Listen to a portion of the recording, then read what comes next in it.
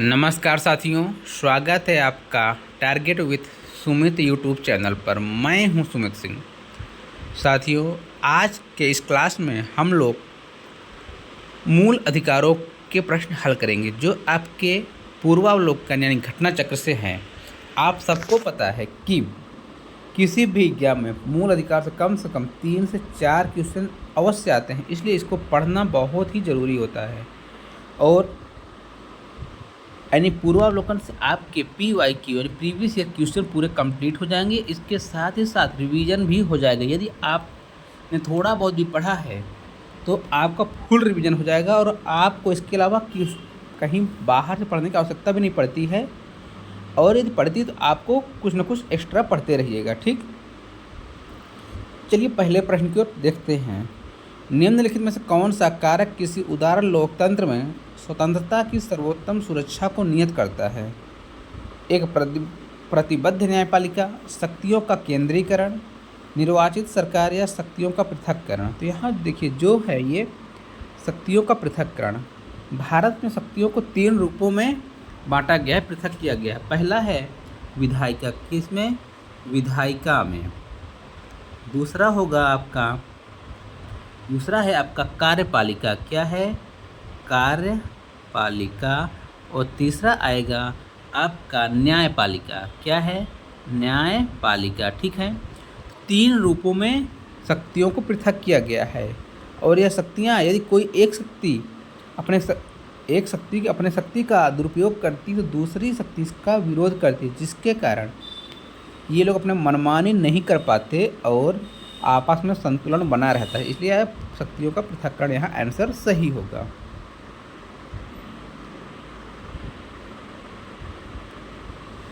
प्रश्न 2।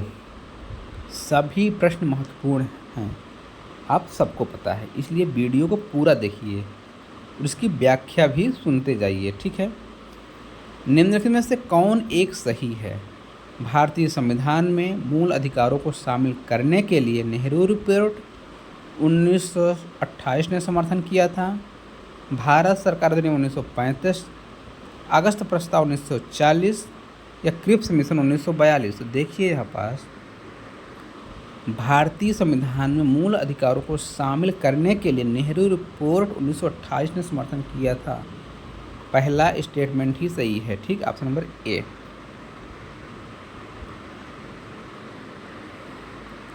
निम्नलिखित में से किस व्यक्ति ने मूल अधिकारों को हमारे लोगों के प्रति एक प्रतिज्ञा तथा सभ्य विश्व के साथ किया गया समझौता कहा था? यह एक स्टेटमेंट दिया हुआ है, आपको बताना है ऐसा किसने कहा। Jawaharlal Nehru, BR Ambedkar, Rajendra Prasad, doctor S Radhakrishnan. जब संविधान सभा की बैठक चल रही थी, उस पर बहस हो रही थी, उसी टाइम पर डॉक्टर S राधाकृष्णन ने कहा कि हमारे लोगों के लिए एक प्रतिज्ञा तथा सभ्य विश्व के साथ किया गया समझौता है। किसको कहा? मूल अधिकारों को। ऑप्शन नंबर डी सही। देखिए, मौलिक अधिकार क्या है? वाद्य योग्य, अवाद्य योग्य, लचीले या कठोर? तो जो हमारा मौलिक अधिकार है क्या है? वाद योग्य है। इस पर हम लोग वाद कर सकते हैं। ठीक है, ऑप्शन नंबर ए। सिंपल सा क्वेश्चन था।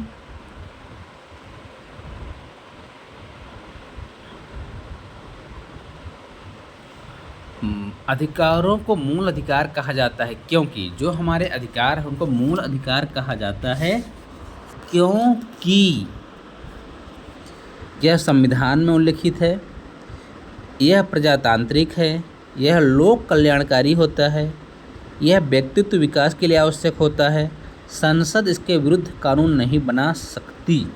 तो देखिए ध्यान से, पहला यह संविधान में उल्लिखित है, जो मूल अधिकार है हमारे संविधान में उल्लिखित है। ठीक है, यह प्रजातांत्रिक है, किसके लिए? प्रजातांत्रिक है नहीं, यह प्रजातांत्रिक नहीं है। यह लोक कल्याणकारी नहीं। प्रजातांत्रिक और लोक कल्याणकारी क्या होते हैं? DPSP होता है। यह व्यक्तित्व विकास के लिए आवश्यक होता है, बिल्कुल। यहाँ चौथा भी सही है, संसद इसके विरुद्ध कानून नहीं बना सकती। 5वां भी सही है। देखिए किस में है? सी नंबर में 1, 4 और 5, यहाँ कौन सा सही हो गया? सी। ठीक है।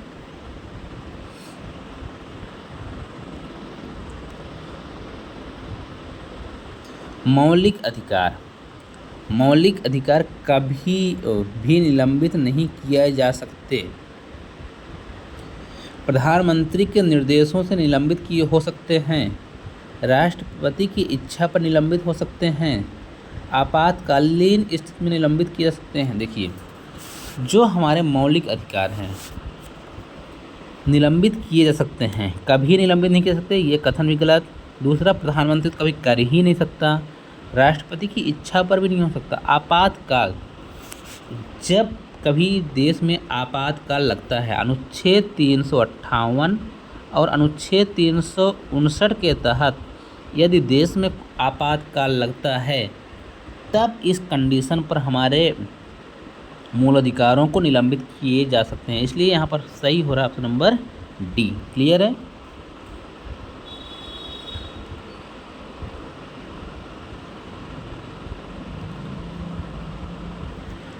मौलिक अधिकारों के संबंध में निम्न वक्तव्यों पर विचार कीजिए। ठीक है। ये राज्यकृत के विरुद्ध एक गारंटी है। ये संविधान के भाग 3 में है। सामाजिक, आर्थिक तथा राजनीतिक न्याय सुनिश्चित करते हैं। यह संयुक्त राज्य अमेरिका में अधिकारों के बिल की भांति नहीं है। तो देखिए, हमारा जो मौलिक अधिकार है राज्य के विरुद्ध यानी सरकार के विरुद्ध गारंटी देता है। संविधान के भाग 3 में सूचीबद्ध, बिल्कुल सही है। सामाजिक, आर्थिक, राजनीतिक न्याय सुनिश्चित करते हैं। हमारे जो हैं ये मौलिक अधिकार, हमारे ये तीनों सामाजिक, आर्थिक और राजनीतिक न्याय सुनिश्चित करते हैं। और ये चौथा है बिल्कुल गलत है, इसलिए हमारे यहाँ कौन सा ही हो जाएगा? Option C. ठीक है, इसमें कुछ नहीं था।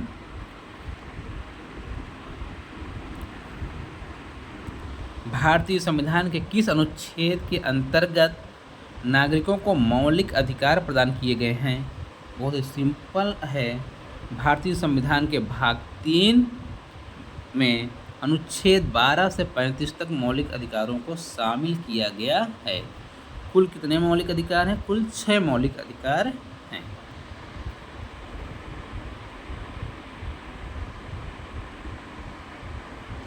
भारतीय संविधान में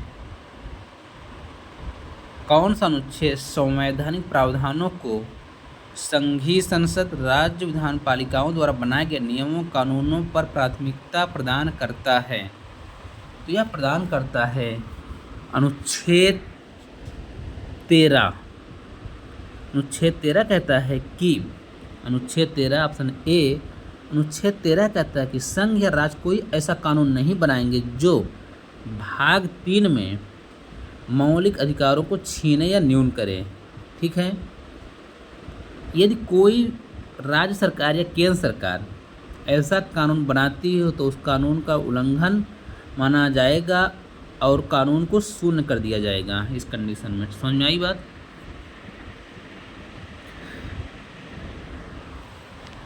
भारतीय संविधान के अनुच्छेद 13 का मुख्य उद्देश्य निम्नलिखित में किसके संदर्भ में है? ये है मौलिक अधिकार, ऑप्शन बी। क्लियर। भारतीय संविधान में समता का अधिकार 5 अनुच्छेदों द्वारा प्रदान किया गया। समता का जो अधिकार है, किसका अधिकार? समता का अधिकार। हमारे पास 6 मौलिक अधिकार है, उसमें से पहला ही है समता का अधिकार। यह कहाँ, कितने अनुच्छेदों में है? ठीक है, कहाँ से कहाँ तक? 16 से 20, 15 से 19, 14 से 18, 13 से 17। तो जो हमारा समता का अधिकार है यह 14 से 18 है। कहाँ है? 14 से 18। अनुच्छेद 14 कहता है कि विधि के समक्ष समता, मतलब कानून के लिए सभी समान हैं। अनुच्छेद 15 कहता है धर्म, मूल वंश, जाति, लिंग या जन्म स्थान के आधार पर विभेद नहीं किया जाएगा, किसी के साथ भेदभाव नहीं किया जाएगा। अनुच्छेद 15 कहता है। अनुच्छेद 16 कहता है कि लोक नियोजन के विषयों में अवसर की समता, मतलब यदि ऐसा कोई होता है जहां एक पिछड़ा व्यक्ति है उसको सभी के बराबर लाने के लिए आरक्षण दिया जा सकता है। जैसे आजकल नौकरियों में, स्कूलों में, कॉलेजों में एडमिशन के लिए आरक्षण दिया जाता है, यही है समता का अधिकार। लोक नियोजन के विषयों के अवसर की समता, मतलब जिससे उनको भी अवसर मिल सके नौकरी करने का, अच्छे कॉलेज में पढ़ने का। यदि वह गरीब है या निम्न जाति का है, उसके पास अवसर नहीं था, लेकिन अब अवसर उसको दिया जा रहा है। ठीक है। 17 अस्पृश्यता, किसी को छुआछूत नहीं माना जाएगा। 18 उपाधियों का अंत, कोई महाराजा महारानी की उपाधि धारण नहीं करेगा, यही है समता के अधिकार।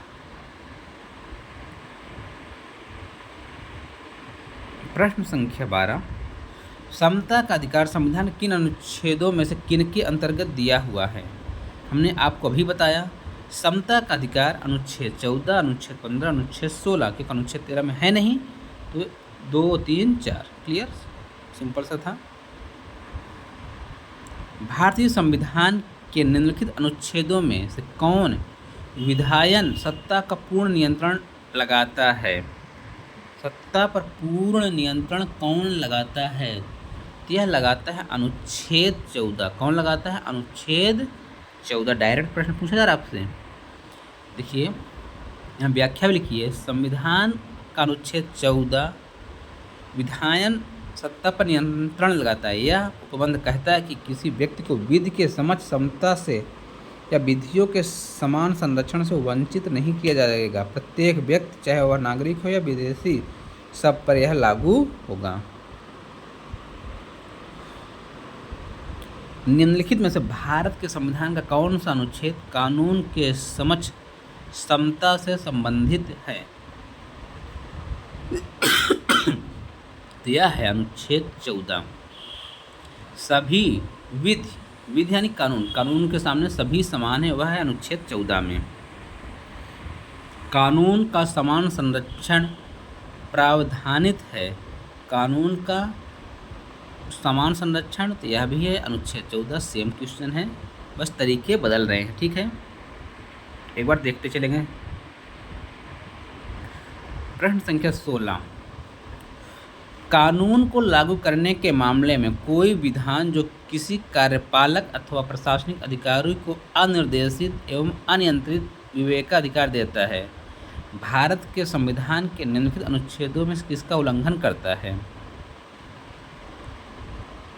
यदि कोई कार्यपालक या प्रशासनिक अधिकारी अनिर्देशित या अनियंत्रित विवेकाधिकार देता है कानून के सामने, तो वह अनुच्छेद 14 का उल्लंघन करता है। कानून या विधि जहाँ भी आया, अनुच्छेद 14 ही आपको टिक करना है। क्लियर है?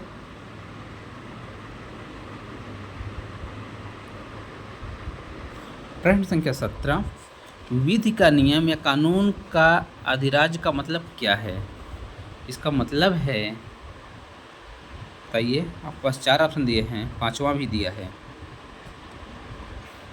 सभी के लिए एक कानून, सभी के लिए एक न्यायतंत्र, सभी के लिए एक कानून, सभी के लिए एक राज्य, सभी के लिए एक राज्य, सभी के लिए एक न्यायतंत्र, सभी के लिए कानून, सभी के लिए एक न्यायतंत्र।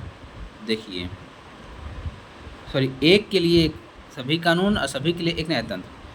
देखिए, पहला जो है, सभी के लिए एक कानून, सभी के लिए न्यायतंत्र, मतलब जो विधि एक के लिए होगा वह सभी के लिए होगा, भले ही वह सामान्य नागरिक हो या देश का प्रधानमंत्री हो या कोई मंत्री हो, सबके लिए कानून समान है। अनुच्छेद 14 के तहत कहा गया है, किसी को विशेषाधिकार नहीं प्राप्त है,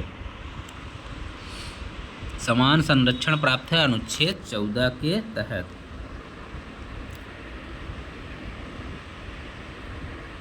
प्रश्न संख्या 18, धर्म आदि के आधार पर विभेद प्रतिषेध संविधान, भारत के संविधान का अनुच्छेद 15 एक मूल अधिकार है जिससे इसके अधीन वर्गीकृत किया जाएगा। इसके अंतर्गत भारत के संविधान का अनुच्छेद 15 किसके अंतर्गत आता है? धर्म के आदि के आधार पर विभेद नहीं किया जा सकता कि आप मुस्लिम धर्म को, आप हिंदू धर्म को, आपको ये नहीं मिलेगा। समता का अधिकार है। अनुच्छेद 15 किसका अधिकार है? समता, जात धर्म मूल है, बताया ना आपको, इसके आधार पर विभेद नहीं किया जाएगा, या क्या समता का अधिकार है। आपको पता है 14 से लेकर 18 तक क्या है, समता के अधिकार हैं। मद्रास राज्य बनाम द्वैराजन 1951 के मुकदमे में भारतीय सर्वोच्च न्यायालय के निर्णय के परिणाम स्वरूप निम्नलिखित में से किस मौलिक अधिकार को संशोधित कर दिया गया? ये विधि के समक्ष समानता का अधिकार, भेदभाव के विरुद्ध का अधिकार और अस्पृश्यता के विरुद्ध अधिकार, विचार एवं अभिव्यक्ति की स्वतंत्रता का अधिकार। देखिए भाई, मद्रास बनाम द्वैराजन 1951 के मुकदमे में यह जो मौलिक अधिकार को संशोधित किया गया था, यह था भेदभाव के विरुद्ध अधिकार। किसको? भेदभाव के विरुद्ध अधिकार। मद्रास राज्य बनाम चंपकम द्वैराजन 1951 के मुकदमे में सर्वोच्च न्यायालय के निर्णय के परिणाम स्वरूप भेदभाव के विरुद्ध अधिकार अनुच्छेद 15 को संशोधित किया गया था। किसको? अनुच्छेद 15 को संशोधित किया गया। इसमें पहला संशोधन अधिनियम 1951 की धारा 2 अनुच्छेद 15(4) जोड़ा गया था और इसके तहत सामाजिक शैक्षणिक दृष्टि से पिछड़े वर्गों की उन्नति के लिए अनुसूचित जाति जनजातियों के लिए राज्य द्वारा विशेष उपबंध कर सकने हेतु प्रावधान किया गया था। जब यह संशोधन किया गया था, ये सब चीज़ें की गई थी। एक बार देखिए, मद्रास बनाम चंपकम द्वैराजन 1951 के मुकदमे में सर्वोच्च न्यायालय के निर्णय के परिणाम स्वरूप भेदभाव के विरुद्ध अधिकार अनुच्छेद 14 को संशोधित किया गया। इसमें संविधान का पहला संशोधन अधिनियम 1951 धारा 2 अनुच्छेद 15(4) जोड़ा गया। इसके तहत सामाजिक और शैक्षणिक दृष्टि से पिछड़े वर्गों की उन्नति के लिए यह अनुसूचित जाति और जनजातियों के राज्य द्वारा विशेष उपबंध कर सकने हेतु प्रावधान किया गया था। महत्वपूर्ण प्रश्न है, सभी महत्वपूर्ण हैं यहाँ तो। संविधान के किस अनुच्छेद के अंतर्गत शिक्षण संस्थाओं में, जिसमें गैर सरकारी गैर अनुदान प्राप्त भी सम्मिलित है, अन्य पिछड़े वर्ग, अनुसूचित जाति, अनुसूचित जनजाति आरक्षण की सुविधा प्रदान की गई? यह किस अनुच्छेद के तहत है? तो यह दिया गया था अनुच्छेद 15(5) में। किसमें दिया गया? अनुच्छेद 15(5) में दिया गया है। क्लियर?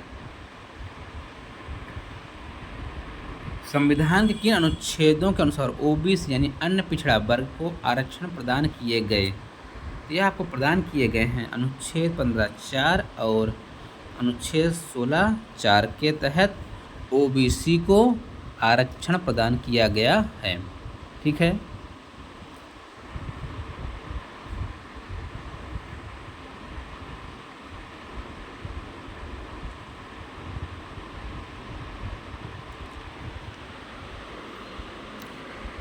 देखिए, ये तो 15(4) और 16(4) के तहत पिछड़ा वर्ग यानी ओबीसी को आरक्षण दिया गया।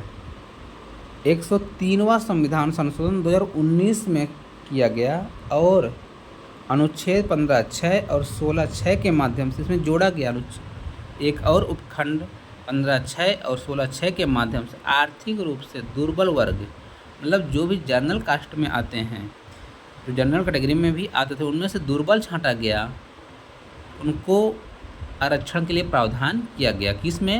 अनुच्छेद खंड 15(6) और 16(6) के लिए संविधान संशोधन कब किया गया? 2019 में। कौन से नंबर का था? 103 नंबर का था। इसको याद रखिए, क्योंकि आरक्षण की चर्चा हमेशा बनी रहती है। हाल ही के चुनाव में भी आरक्षण की चर्चा थी कि आपका आरक्षण छीन लेगी सरकार, इसलिए हाल ही की परीक्षाओं में आने की प्रबल संभावना, क्योंकि करंट मुद्दा है। भारतीय संविधान के निम्नांकित अनुच्छेदों में से कौन सा लोक नियोजन के विषय में भारत के सभी नागरिकों को अवसर की समता की प्रत्याभूति प्रदान करता है? अनुच्छेद 15, अनुच्छेद 16, अनुच्छेद 16(3), अनुच्छेद 16(4)(5। तो जो ये आपको क्या करता है? एक लोक नियोजन के विषय में भारत के सभी नागरिकों को अवसर की समानता प्रदान करता है। अवसर की यह करता है अनुच्छेद 16(1) और 16(2)। ठीक है, 16(1) और 16(2) किसी भी पद पर नियोजन के समक्ष भारत के नागरिकों को क्या करता है? अवसर की समानता प्रदान करता है। भारतीय संविधान में जैसे निहित है, निम्न में से कौन सा समानता के मौलिक अधिकार में सम्मिलित नहीं है? ये सबको पता होगा, आर्थिक समानता हटा दिया गया है। क्या हटा दिया गया? कानून के समक्ष समानता, सामाजिक समानता, अवसर समानता, इसको आर्थिक समानता नहीं है, आर्थिक न्याय है, समानता नहीं। ठीक, कानून के समक्ष अनुच्छेद 14 के तहत, सामाजिक समानता अनुच्छेद 15 के तहत, अवसर की समानता अनुच्छेद 16 के तहत समानता के मौलिक अधिकार में शामिल है, जबकि आर्थिक समानता इसमें शामिल नहीं है।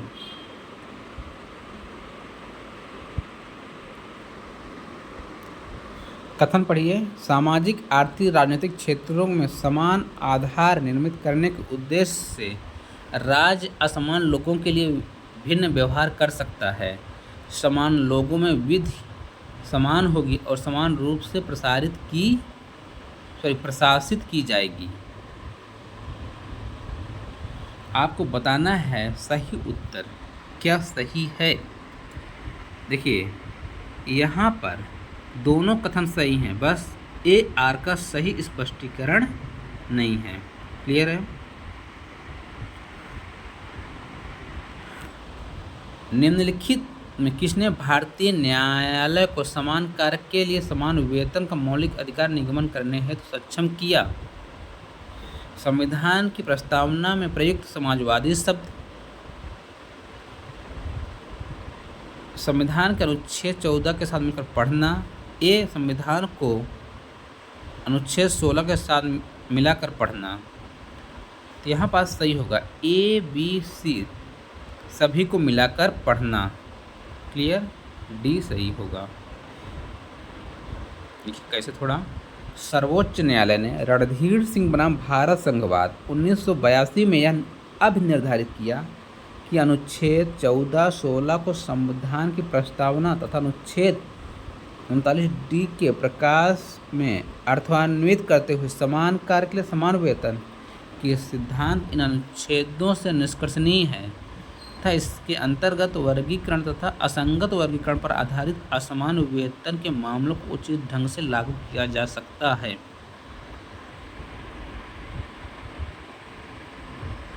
भारतीय प्रस्तावना में प्रयुक्त शब्द समाजवाद शब्द को किस अनुच्छेद के साथ मिलाकर पढ़ने से सर्वोच्च न्यायालय को समान कार्य समान वेतन को मौलिक अधिकार परिभाषित करने की शक्ति प्राप्त हुई है?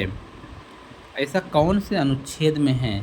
तो यह है अनुच्छेद 14 और 16 के अनुसार। आप कभी कभी न्यूज़ में सुनते हैं समान कार्य समान वेतन के लिए कर्मचारी मांग करते हैं सरकारों से, लेकिन सरकारें देती नहीं हो, क्योंकि वो कहती हैं आप संविदा पर हो, है ना। संविधान के किस प्रावधान द्वारा अस्पृश्यता का उन्मूलन किया गया? अस्पृश्यता है अनुच्छेद 17 में। संविधान का कौन सा अनुच्छेद अस्पृश्यता का उन्मूलन करता है? अनुच्छेद 17। अस्पृश्यता का उन्मूलन अनुच्छेद 17। क्वेश्चन इजी है, इसकी पढ़ते चलेंगे, बस देखते चलेंगे। संविधान के अनुच्छेद 17 का उपबंध अस्पृश्यता कानून। C, भारतीय संविधान छुआछूत उन्मूलन। अस्पृश्यता शब्द और छुआछूत शब्द एक ही चीज़ है, तो अनुच्छेद 17। यह क्वेश्चन बार बार पूछे जाते हैं। अनुसूचित जाति अनुसूचित जनजाति को किस अनुच्छेद के अंतर्गत मौलिक सामाजिक, आर्थिक, राजनीतिक एवं सांस्कृतिक अधिकार दिया गया? यह दिया गया है अनुच्छेद 17 के तहत। निम्नलिखित मूल अधिकारों के किस संवर्ग में अस्पृश्यता के रूप में किए गए विभेदन के विरुद्ध संरक्षण समाविष्ट है? यह है आपके समता के अधिकार के विरुद्ध। इसके समता के अधिकार के विरुद्ध, ऑप्शन नंबर D। भारत में अस्पृश्यता निवारण किन उपायों द्वारा किया जा सकता है? कानून बनाकर, शिक्षा की उन्नति द्वारा, जन जागरण के द्वारा, नौकरियों में प्रवेश दिलाकर, आपके पास 4 ऑप्शन दिए हैं। देखिए भाई, कानून बनाकर, शिक्षा की उन्नति द्वारा, जन जागरण, नौकरी में प्रवेश दिलाकर अस्पृश्यता को जन्म खत्म नहीं किया जा सकता। यहाँ पर सही होगा 1, 2, 3 सही है। निम्नलिखित 2 कथन दिए गए हैं। अस्पृश्यता संरचनात्मक हिंसा का सबसे खराब स्वरूप है। अस्पृश्यता के चलन का आधार धार्मिक स्वीकृति है। आपको बताना है कि दोनों कथन सही हैं या नहीं, या सही तो व्याख्या करता है कि नहीं करता है, आपको यह बताना है। तो यहाँ पर देखिए, अस्पृश्यता संरचनात्मक हिंसा का सबसे खराब स्वरूप है, बिल्कुल सही बात है, यह कथन सत्य है। अस्पृश्यता के चलन का आधार धार्मिक स्वीकृति है। हमारे यहाँ धार्मिक स्वीकृति है, यह बिल्कुल दोनों कथन सत्य है और व्याख्या भी सही करता है, इसलिए ऑप्शन ए सही होगा।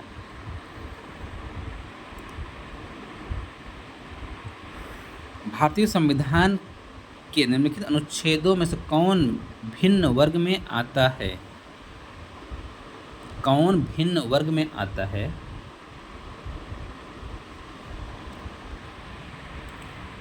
देखिए, इसका डिस्क्रिप्शन देखते हैं। दिए गए अनुच्छेदों में अनुच्छेद 19 अन्य से भिन्न वर्ग में आता है। यह समता के अधिकार का वर्णन करता है, जबकि अन्य 3 अनुच्छेद समता का अधिकार का वर्णन करते हैं। ठीक है, एक अन्य दृष्टि से देखें तो अनुच्छेद 15, 19, 16 केवल नागरिकों के लिए है, जबकि अनुच्छेद 14 सभी के लिए, इसलिए कन्फ्यूजन है। एक तरफ तो ऑप्शन नंबर डी भी सही हो रहा है, दूसरी तरफ ऑप्शन नंबर ए भी सही हो रहा है, क्योंकि 15, 16, 19 केवल भारतीय नागरिकों के लिए है और 14 विदेशियों के लिए भी है। और समता के अधिकार में 14, 15, 16 आ रहे हैं, 19 स्वतंत्रता के अधिकार में आ रहा है, इसलिए यहाँ पर कोई ऑप्शन नहीं दिया गया था, या ऑप्शन विवादित था क्वेश्चन। ठीक, प्रश्न संख्या 37 है। भारतीय संविधान में स्वतंत्रता का अधिकार 4 अनुच्छेदों द्वारा प्रदान किया गया है। जो स्वतंत्रता का अधिकार किन 4 अनुच्छेदों के द्वारा प्रदान किया गया है, कहाँ से कहाँ तक? तो जो स्वतंत्रता का अधिकार है, पहला अधिकार समता का अधिकार, दूसरा है स्वतंत्रता, फ्रीडम, तो यह अनुच्छेद 19 से लेकर अनुच्छेद 22 तक। कहाँ से कहाँ तक? अनुच्छेद 19 से लेकर अनुच्छेद 22 तक है।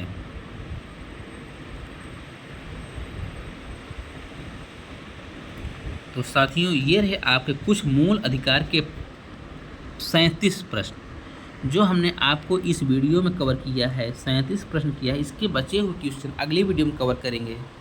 वीडियो देखने के लिए धन्यवाद। यदि आपको लगा कि हमने कुछ अच्छा प्रयास किया है, आप वीडियो को लाइक कीजिएगा, अपने दोस्तों के साथ शेयर कीजिएगा, चैनल को सब्सक्राइब कीजिएगा, जिससे हम और आपको बेहतर कंटेंट दे सकें इसका।